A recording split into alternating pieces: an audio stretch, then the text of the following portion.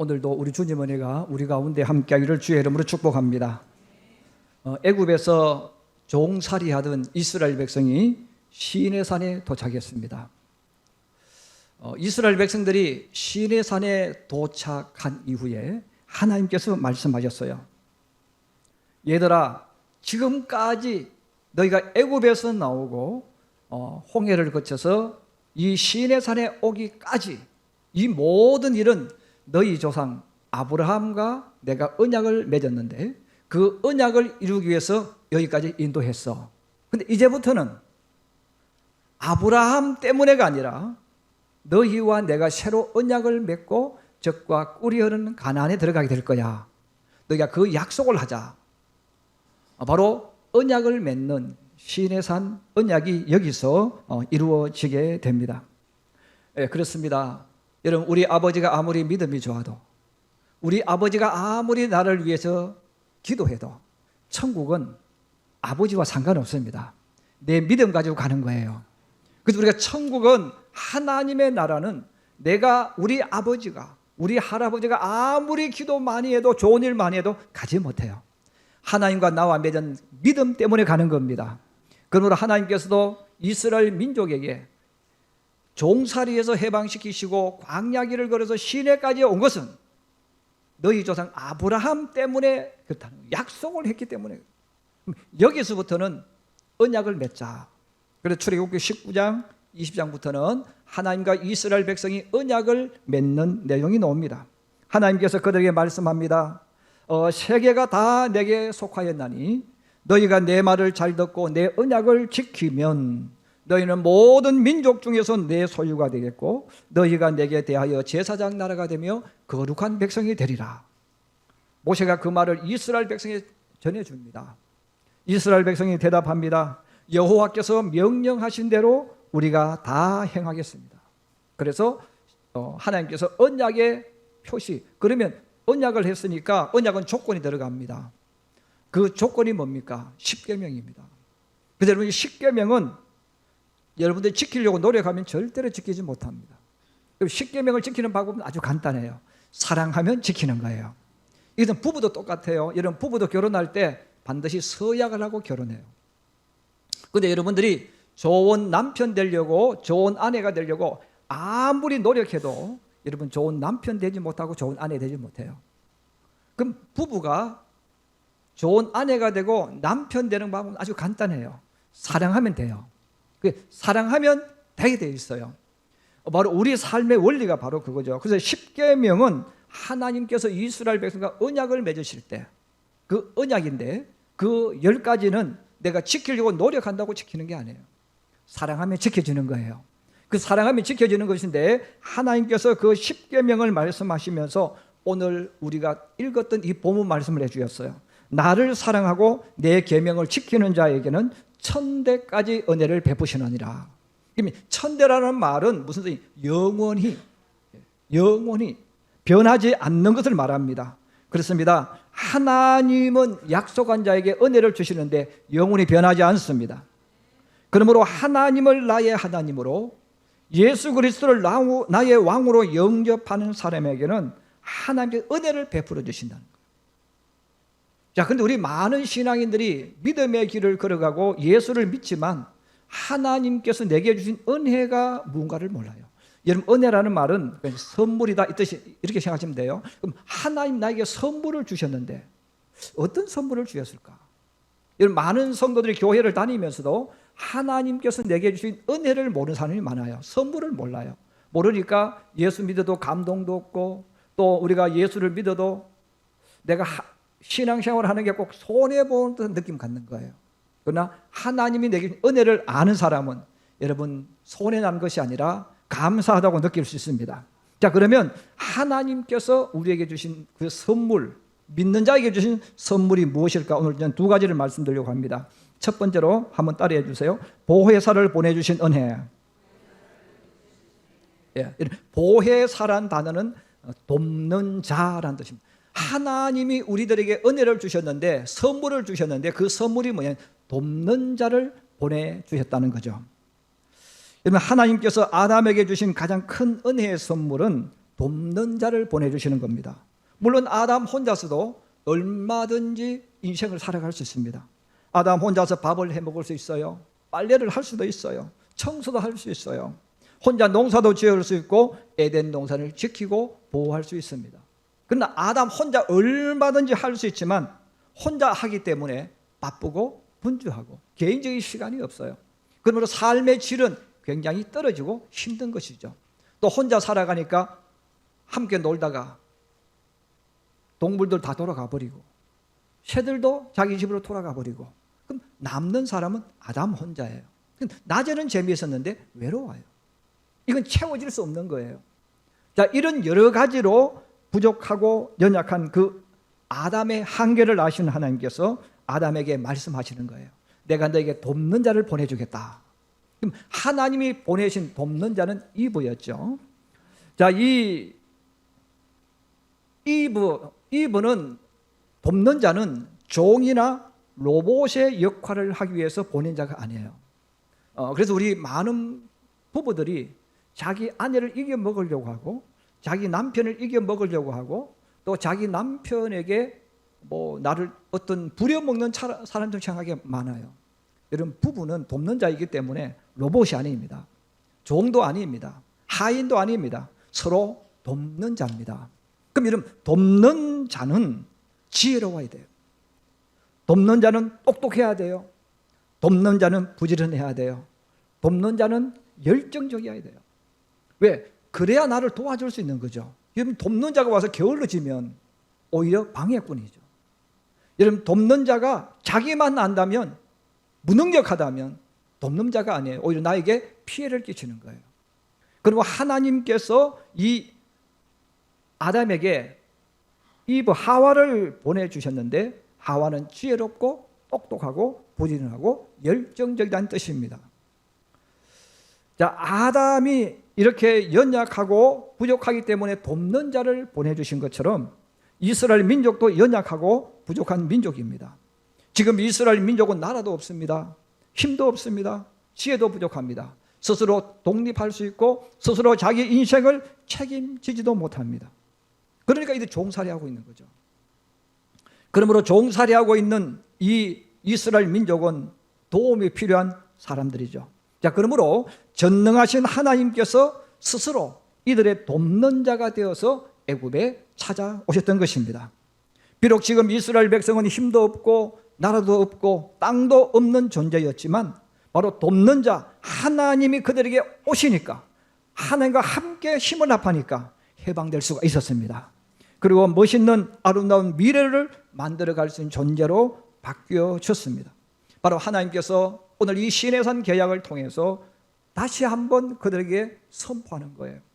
나는 너희를 돕는 자로 여기 왔는데 너희가 받을 거냐 말 거냐. 그 이스라엘 백성들이 목욕 재개하고 3일을 기도하고 준비한 이후에 만나는 내용이 성경에 있는 19장 20장입니다. 여러분, 하나님께서 내게 돕는 자로 왔다는 뜻이 뭡니까? 내 입장에서는 하나님께 나는 은혜를 입은 자가 되는 거예요. 여러분, 하나님의 은혜는 변하지 않는 은혜, 영원한 은혜인 줄로 믿습니다. 그러므로 비록 내가 종살이하고 있지만 또 내가 지금 광야길을 걸어가고 있지만 돕는 자가 내게 옴으로 인해서 나는 소망의 사람이 되어졌어요. 내 미래는 아름다운 미래를 만들어갈 수 있는 능력이 있는 존재가 되어졌습니다. 왜 그렇습니까? 나를 돕는 자로 오신 그분이 능력이 있기 때문에 그래요. 그분이 힘이 있기 때문에 그런 겁니다. 예수님께서 세상을 떠나실 때가 가까워졌어요. 예수님께서 홀로 남아있을 그 제자들을 보시면서 약속을 하셨습니다. 요한복음 14장 16절에서 17절에 말씀합니다. 내가 아버지께 구하겠으니 그가 또 다른 보혜사를 너희에게 주사 영원토록 너희와 함께 있게 하시리니 그는 진리의 영이라. 세상은 그를 능히 받지 못하나니 이는 그를 보지도 못하고 알지도 못함이라. 그러나 너희는 그를 아나니 그는 너희와 함께 거하시며 또 너희 속에 계시겠음이라 말씀하셨어요. 여러분, 예수님의 제자들은 힘이 없어요. 예수님의 제자들은 믿음도 용기도 능력도 부족한 사람들입니다. 예수님의 제자들은 내게 어떤 힘든 일이 생기고 내가 위급한 상황이 생기면 예수님을 버리고 도망갈 사람들입니다. 그리고 이들은 지식도 없습니다. 능력도 없습니다. 돈도 없습니다. 명예도 없습니다. 가문도 없습니다. 여러분, 이런 사람들이 어떻게 주님 일을 할 수 있겠어요? 이런 사람들이 어떤 큰 일을 할 수 있겠어요? 그러므로 예수님께서 그들에게 너희가 이런 존재이기 때문에 내가 너희에게 돕는 자를 보내줄 거다 약속을 하셨어요. 바로 예수님이 돕는 자를 보내주신다고 약속하셨는데 바로 그 돕는 자가 보혜사 성령 하나님이십니다. 여러분, 제자들만 나약하고 흠이 많고 부족한 존재들입니까? 아니죠. 오늘날 예수를 믿고 세상을 살아가는 성도들 역시 나약하고 흠이 많고 부족함이 많은 사람들입니다. 성도들 가운데는 다른 사람의 실수와 허물을 지적하는 사람들이 많아요. 여러분, 그 사람도 똑같이 부족한 거예요. 우리 예수 믿는 사람들이 세상을 살아가면서 믿음을 지키면서 참 힘들어합니다. 또 그것만 그런 것이 아니죠. 여러분, 자녀를 양육하게 되어지면 내 자녀를 어떻게 해야 될지 답을 찾을 수가 없어요. 여러분, 공부 잘하고 부모가 시키지 않아도 일 다 잘하면 문제가 없죠. 근데 꼭 집에는 말 안 듣는 자식이 있단 말이에요. 꼭 자기 마음대로 자식이 있단 말이에요. 이런 자녀들을 우리가 어떻게 양육해야 될 것인가? 직장도 마찬가지예요. 직장 일을 할 때에도 직장의 어떤 인간관계부터 시작해서 일을 해야 되는데 세상 사람처럼 할 수가 없어요. 여러분, 세상 사람들은 영악해가지고 적절하게 거짓말도 칠 줄 알고 속이기도 하고 때로는 이리저리 눈치껏 삥땅도 칠 줄 아는데 예수 믿는 사람 좀 하고 싶은데 자꾸 하나님이 걸리는 거예요. 하나님이 걸리니까 그들처럼 영악하지가 못해요. 그래서 예수 믿는 사람들은 세상 사람에 비해서 눈치, 코치, 융통성이 없다는 말을 하잖아요. 여러분, 융통성은 좋은 뜻으로 해석하면 좋은 뜻이지만 나쁜 뜻으로 해석하면 나쁜 거예요. 근데 우리 예수 믿는 사람은 하나님 앞에서 살기 때문에 융통성도 조금 부족해요. 적당히 이렇게 좀 해줘야 되는데 그것도 부족해요. 여러분, 부족함이 가득하고 부족함이 많게 느껴지는 사람, 바로 예수 믿는 사람입니다. 자, 그렇기 때문에 하나님께서 말씀하는 거예요. 내가 너희에게 돕는 자를 보내주겠다. 여러분, 우리를 돕기 위해서 이 땅에 오신 분이 보혜사 성령 하나님이십니다. 믿으시면 아멘. 그러므로 성도는 세상을 살아갈 때 반드시 성령의 임재를 경험해야 합니다.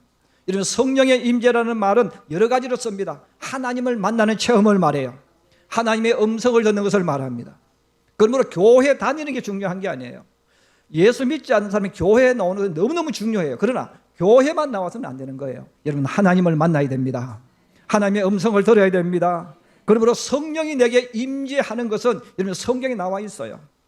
여러분, 기도할 때 성령이 역사하십니다. 하나님 말씀을 들을 때 성령이 임재하십니다. 성경을 읽을 때 성령이 역사하십니다. 온 힘을 다해 찬양할 때 성령이 역사하시는 거예요.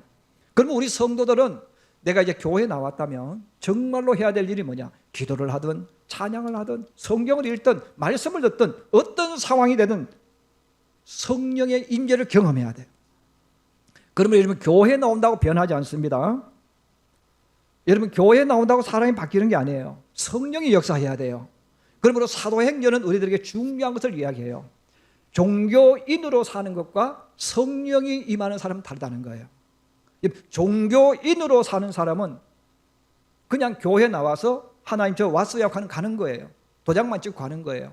그의 마음속에 감동이나 은혜나 성령의 뜨거운 불이 없는 거예요. 그냥 예배드리고 가는 거죠. 여러분, 우리는 이 땅을 살아가는 동안 바로 나를 돕는 자, 성령이 내게 임하셔야 됩니다. 그래서 성령의 임재를 경험하지 못하는 성도들은 교회를 다니는데 그럼 어떻게 살아갑니까? 자기 힘, 자기 노력 가지고 사는 거예요. 자기 힘과 자기 노력 가지고 세상을 살아가니까 얼마나 힘들고 어려운지 모릅니다. 여러분, 하나님께서 택한 자에게 약속을 하셨잖아요. 나 너 연약함을 알아. 너 부족함을 잘 알아. 그러므로 내가 너에게 보혜사를 보내줄 거야. 그 보혜사를 너희가 영접해서 너희 보호자로 돕는 자로 삼으라는 거예요. 그렇습니다. 여러분, 우리가 예수 믿는다는 것, 하나님을 영접한 사람에게 여러분 축복 중에 축복, 은혜 중에 은혜는 돈이 아니에요. 돕는 자가 있는 거예요. 바로 성령 하나님이 나를 돕는 자로 임해야 된다는 거예요. 여러분, 성경에 나오는 믿음의 사람들을 다 읽어보세요. 그분들이 똑똑해서 되어졌습니까?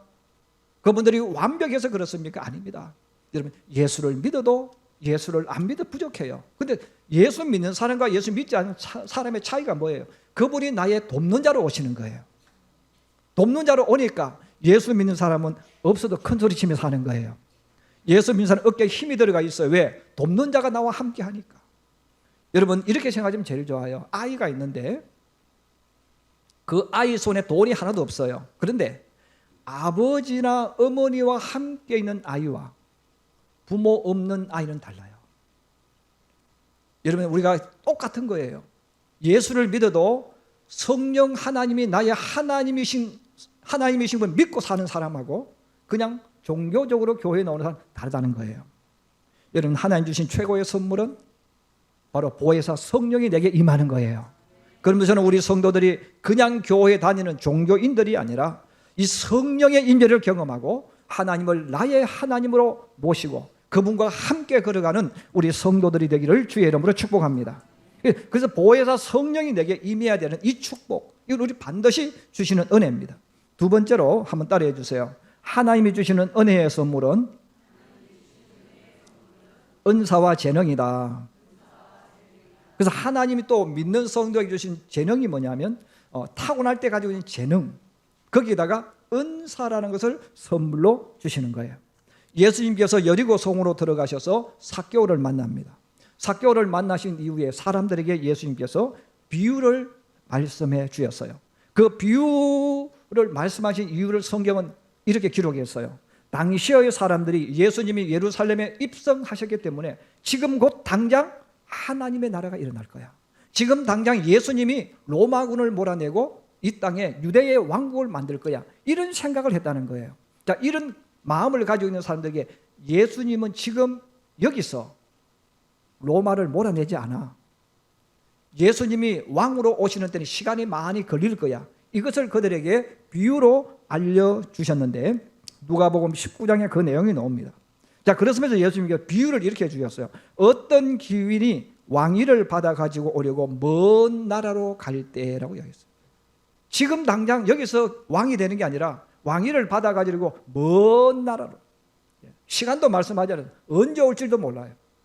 오랜 시간이 지난 이후에 그 왕이 오는 거예요. 그러면서 종 열을 불러서 은하 10문화를 주었다고 합니다. 그 은하 10문화를 주면서 예수님께서 사실은 말씀이 있어요. 한번 따라해 주세요. 내가 돌아올 때까지 장사하라. 예수님께서 10문화를 종들에게 주시면서 장사하라고 이야기했어요. 여러분, 장사한다는 말은 뭡니까? 내가 가진 돈을 가지고 활용하는 거예요. 그래서 성도에게 바로 하시는 음성이 뭡니까?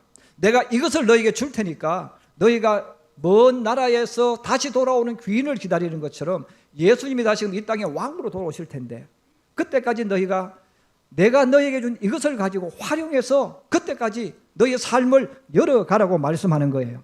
마태복음 25장도 마찬가지입니다. 종들에게 5달란트, 2달란트, 1달란트를 맡깁니다. 이 달란트는 두 가지 뜻이 있습니다. 돈의 단위입니다. 그리고 또 하나는 재능을 말해요. 종들에게 달란트를 주셨다는 말은 바로 그에게 돈을 주셨다는 의미도 있지만 그에게 능력을 주신 거예요. 그래서 어떤 사람은 5달란트의 능력이 있고 어떤 사람은 2달란트의 능력이 있고 어떤 사람은 1달란트입니다. 여러분, 1달란트가 우스운 게 아닙니다. 여러분, 금 25kg입니다. 여러분, 금 25kg이 오늘날 돈으로 한번 환산해 보세요. 돈이 얼마입니까? 엄청난 액수예요. 여러분, 5달란트는 이름 그대로 슈퍼맨입니다. 정말 똑같은 사람인데 너무너무 탁월한 사람이 있을 수 있어요. 그러나 대부분의 사람은 1달란트. 근데 1달란트가 얼마나 대단한지 몰라요. 근데 문제는 예수님께서 이 달란트를 맡겼을 때 5달란트와 2달란트 파묻은 사람이 있어요. 1달은 파묻었어요. 여러분, 파묻은 사람은 어떻게 됩니까? 비참한 미래를 만났다는 거예요. 여러분, 하나님이 주신 내 재능은 위대한 거예요. 여러분이 생각하는 것보다 여러분이 알고 있는 것보다 하나님 여러분 주신 이 달란트는 엄청나게 대단한 거예요. 그걸 깨달아야 되는 거예요. 그런데 대부분의 사람은 파묻어버려요. 우습게 여기는 거예요. 여러분 5달란트와 2달란트 받은 사람이 그럼 어떻게 했을까? 예수님 말씀하기 똑같아요. 예수님이 장사하라고 했어요. 이 5달란트와 2달란트 받은 사람은 그 돈을 가지고 곧바로 장사하러 갔다고 성경은 말합니다. 돈을 활용한다는 거예요. 재능을 활용하라는 거예요. 사랑하는 우리 성도 여러분, 하나님께서 내게 주신 재능이 대단한 줄로 믿고 파묻지 말고 활용할 수 있기를 주의 이름으로 축복합니다. 자, 세상을 살아가는 사람들은 이 재능을 받은 거예요. 예수를 믿어도 이 재능을 받았고 예수를 믿지 않아도 하나님이 누구에게든 주신 거예요. 자, 근데 예수를 믿지 않는 사람은 이 재능을 가지고 사는 거예요. 자, 이 재능을 가지고 살아가는데 우리 예수를 영접한 사람, 예수를 나의 구주로 영접한 사람은 이 재능 플러스 하나가 더 있어요. 은사를 선물로 주셨어요. 그러므로 예수를 믿는 사람, 예수님을 나의 구주로 영접한 사람이 세상을 살아가면서 복 받을 수밖에 없는 이유가 이겁니다. 여러분, 하나님께서 신명기 28장에 이스라엘 민족에게 하신 축복이 있어요. 그 축복이 뭡니까? 너희는 어디에 살든 어떤 일을 하든 어떤 신분이든 그게 중요한 게 아니라는 거예요. 너희는 꼬리가 되지 않고 머리가 된다는 거예요. 여러분, 왜 예수를 믿으면 꼬리가 되지 않고 머리가 될까요? 왜 예수를 믿으면 그렇게 되어질 수밖에 없을까요? 여러분, 내가 머리가 되려고 발버둥 치는 게 아니에요. 하나님이 주신 이 가지고 태어난 달란트에다가 이 은사가 더해지니까 나도 모르게 저절로 리더자가 되어지는 거예요. 리더자로 만들어지는 거예요. 리더자로 만들어지기 때문에 하나님께서 뭐라고 말씀하는 겁니까? 너는 꼬리가 되지 않고 머리가 된다는 거죠. 그럼 여러분, 예수를 믿어도 꼬리가 될 수 있어요? 꼬리가 되는 사람은 하나님 앞에 이 은사를 받지 못하는 거예요. 성령이 역사하지 않는다는 거예요. 그럼 이 사람은 예수 믿지 않는 사람하고 똑같이 자기 힘 가지고 자기 능력 가지고 사는 거예요. 그래서 이런 사람들은 예수를 믿어도 뭐라고 말합니까? 에휴, 예수 믿다고 되냐? 기도한다고 되냐? 이렇게 말해요. 왜? 자기가 기도 안 하고 살았으니까. 그러나 하나님의 은혜를 경험한 사람은 그렇게 말하지 않습니다. 그럼 하나님께서 바로 이 예수 믿는 사람에게는 이 은사를 주시는데 이 은사에다가 자기 재능이 더해지기 때문에 그는 어디 가든 머리가 될 수밖에 없고 어디 가든 복의 권원이 될 수밖에 없습니다. 여러분, 우리 성경을 한번 찾아보십시다. 고린도전서 12장 4절에서 11절 말씀입니다. 고린도전서 12장 4절에서 11절에 있는 말씀입니다. 여기는 은사에 대한 말씀을 하고 있습니다. 우리 같이 봉독합니다. 시작. 은사는 여러 가지나 성령은 같고 직분은 여러 가지나 주는 같으며 또 사역은 여러 가지나 모든 것을 모든 사람 가운데서 이루시는 하나님은 같으니 각 사람에게 성령을 나타내시면 유익하게 하려 하심이라. 어떤 사람에게는 성령으로 말미암아 지혜의 말씀을, 어떤 사람에게는 같은 성령을 따라 지식의 말씀을, 다른 사람에게는 같은 성령으로 믿음을, 어떤 사람에게는 한 성령으로 병 고치는 은사를, 어떤 사람에게는 능력 행함을, 어떤 사람에게는 예언함을, 어떤 사람에게는 영들 분별함을, 어떤 사람에게는 각종 방언 말함을, 어떤 사람에게는 방역들 통역함을 주시나니 이 모든 일은 같은 한 성령이 행하사 그의 뜻대로 각 사람에게 나누어 주시는 것이니라. 할렐루야. 여러분, 하나님의 성령이 그 사람이 임하는 사람은 하나님을 만난 사람이 이 은사를 주신다는 거예요. 그러므로 예수 그리스도를 영접한 성도에게 각기 다른, 같을 수 있지만 각기 다른 은사를 이미 가지고 있는 거예요. 근데 이 은사에다가 내가 가지고 태어난 재능이 두 개 합해지는 거예요. 여러분, 더 합해지기 때문에 세상의 재능에다가 하나님의 지혜의 말씀이 더해지면 더 좋은 재능이 되는 것입니다. 세상의 재능에다가 하나님의 지식의 말씀이 더해지면 더 능력 있는 재능이 되는 것입니다. 여러분, 세상의 재능을 가지고 하나님 주신 믿음이 그 사람에게 일어나면 그 사람은 꿈을 꾸고 비전을 품고 앞을 향해 가게 되는 거예요. 이것만 있는 게 아닙니다. 성령이 그 사람에 임하시면 성격과 인품과 인격이 바뀌어져요. 이것을 우리는 성령의 열매라고 말합니다. 갈라디아서 5장 22절에서 23절에 말합니다. 성령의 열매는 사랑과 희락과 화평과 오래 참음과 자비와 양성과 충성과 온유와 절제니 이 같은 것을 금지할 법이 없느니라 그랬어요. 우리 예수 믿는 분들 중에도 반대로 예수 믿는 분들이 많아요. 성령의 열매를 내가 만들려고 하는 거예요.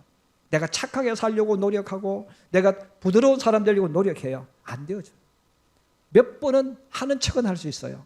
그런데 여러분, 성령이 역사하면 저절로 내 속에 사랑이 움텅니다.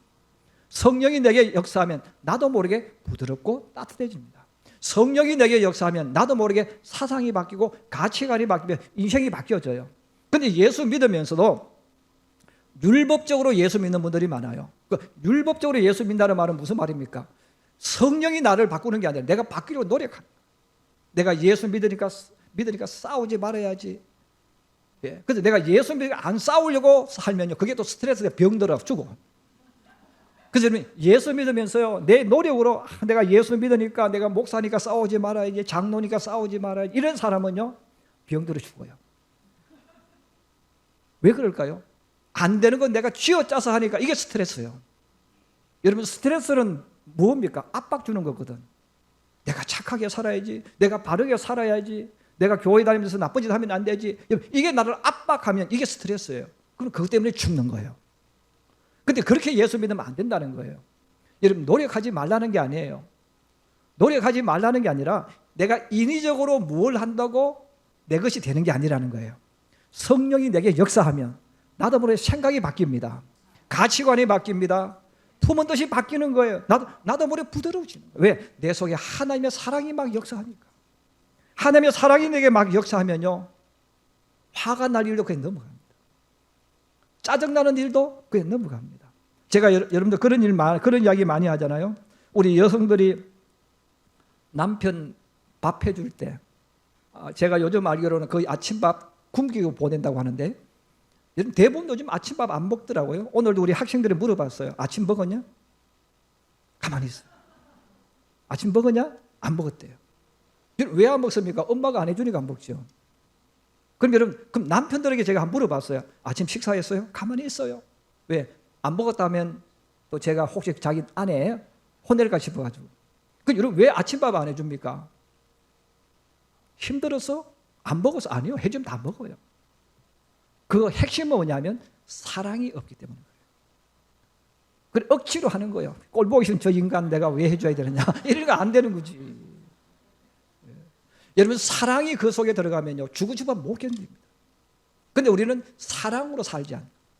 남편도 똑같아요. 여러분, 남편이 아내에게 인색하다, 나는 원래부터 그래요. 그 거짓말 하는 거예요. 여러분, 아내를 사랑하면 돈 있으면 다 주고 싶어. 아멘? 우리 남편들 아내에게 돈 막 주시죠? 예. 예. 사랑이 내게 있으면 주는 거예요. 그런데 사랑이 내게 딱 결핍되어지면서 의무로 하려고 하면 계산하기 시작하는 거예요.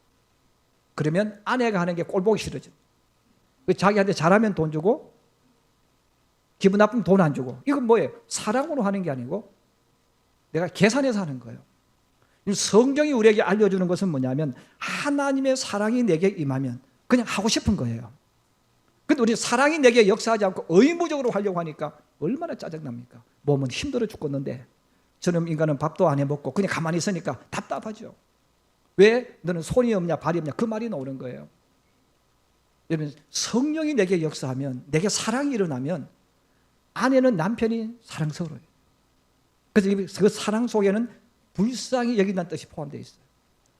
내가 밥 안 해주면 굶어 죽겠구나 하는 마음, 불쌍히 여기는 마음이 오니까 더 해주는 거죠. 남편도 똑같은 거예요. 내가 내 아내를 사랑하지 않으면 누가 내 아내를 사랑해 주겠어? 불쌍히 여기는 마음이에요. 이것들이 우리에게 노력해서 만들어지는 게 아니라 성령이 내게 역사하면 저절로 일어나는 거예요. 그러므로 예수를 믿으면 나도 모르게 성령이 내게 역사하니까 나도 모르게 잘해줄 수밖에 없어요. 나도 모르게 해주고 싶은 마음이 계속 일어나는 거예요. 자, 이렇게 살기 때문에 서로 다른 의견과 다툼이 있어도 지혜롭게 극복해 나갑니다. 또 서로 얼굴 붉힐 일이 있어도 그걸 참아가면서 절제를 하며 자기를 지켜나갑니다. 상대방이 실수를 하거나 허물이 있어도 그것을 악용해서 공격하거나 해코지를 하지 않습니다. 성경은 말합니다. 그래서 이 모든 것들을 이야기하면서 부드럽고 따뜻하고 온유하다는 거예요. 그래서 성령이 역사하는 사람은 성질을 안 든다는 게 아니에요. 성령이 성질을 떨 수 있어요. 그런데 이것들을 부드럽고 따뜻하게 자기도 모르게 만들어 간다는 거예요.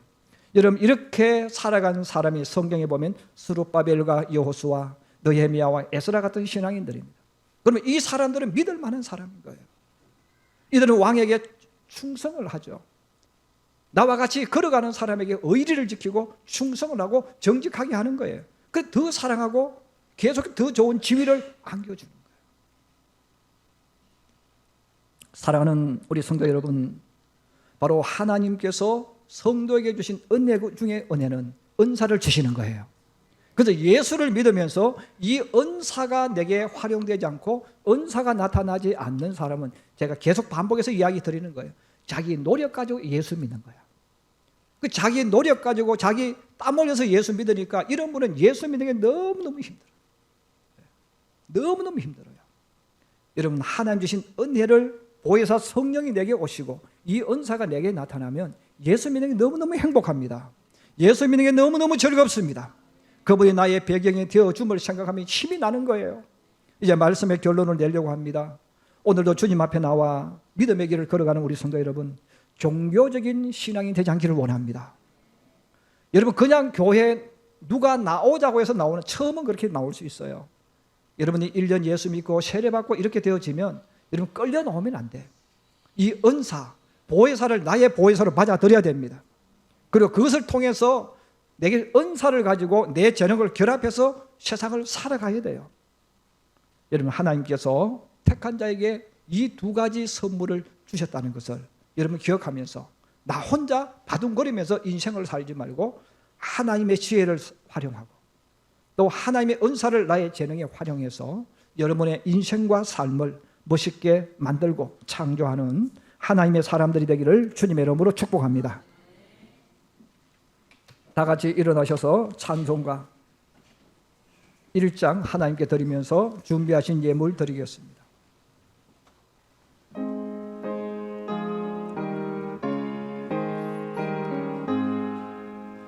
만복의 근원 하나님, 온 백성 찬송 드리고 저 천사여 찬송하세. 찬송 성부 성자 성령 아멘.